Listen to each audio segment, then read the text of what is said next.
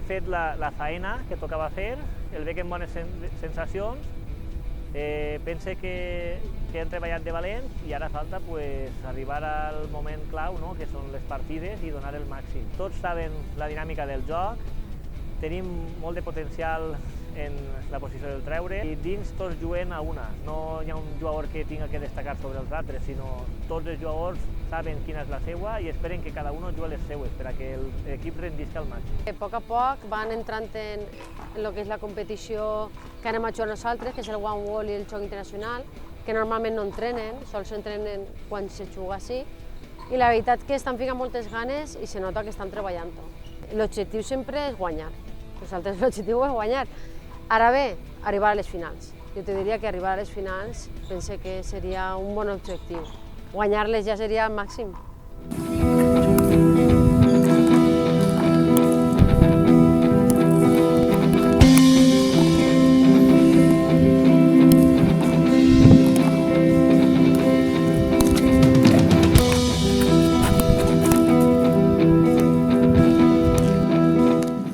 I en sub-17 en One Wall en masculí tenim dos equips molt potents, en femení també tenim en sub-17 un equip prou potent i en sub-15 és un equip que és nou enguany i no sabem el nivell de xiques com serà, però el nostre equip també és molt potent.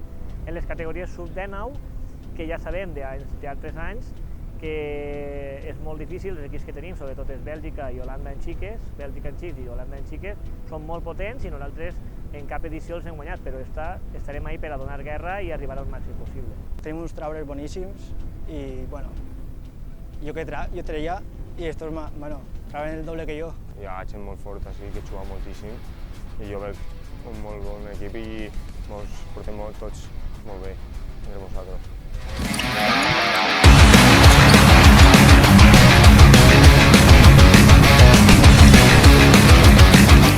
Aquesta vegada jo crec que podem aconseguir l'or.